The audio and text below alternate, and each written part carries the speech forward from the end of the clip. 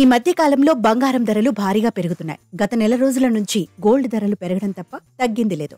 అయితే December 29న break పడింది. నిన్నటితో పోల్చితే తక్కువ ధరకు బంగారం లభిస్తోంది. అంతర్జాతీయ పరిణామాలు, డాలర్ రేట్లో మార్పు కారణంగా గోల్డ్ ధరలు తీవ్ర ఆటుపోట్లకు గురవుతున్నాయి. నిన్న హైదరాబాద్ మార్కెట్లో 22 క్యారెట్ల తులం గోల్డ్ 58,900 రూపాయలకు లభించగా డిసెంబర్ 29న ఈ రేట్లలో తగ్గుదల కనిపించింది. శుక్రవారం తులానికి 350 రూపాయల మేర పెరిగింది గోల్డ్ రేట్.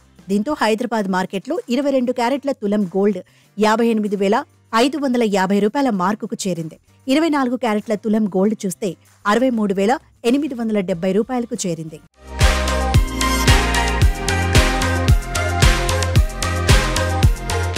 గత కొన్ని రోజులుగా బంగారం, వెండి ధరల్లో వస్తున్న మార్పు జనాలను అయోమయంలో పడేస్తోంది. ఎప్పుడు గోల్డ్ కొనాలో తెలియక జనం సతమతమవుతున్నారు. ప్రతిరోజు పెరుగుతూ తగ్గుతూ వస్తున్న ధరలతో క్రమంగా బంగారం కొనడం షురూ చేస్తున్నారు జనం. బంగారం కొనే ముందు కొన్ని జాగ్రత్తలు తీసుకోకుంటే మోసపోయే ప్రమాదం ఉంది. బంగారం స్వచ్ఛతతో పాటు మేకింగ్ ఛార్జీలపై పూర్తి అవగాహన ఉండాలి. మేకింగ్ ఛార్జీల పేరుతో కూడా మోసం జరిగే అవకాశాలున్నాయని గమనించాలి. ఇకపోతే సిల్వర్ కూడా బంగారం బాటలోనే నడుస్తోంది.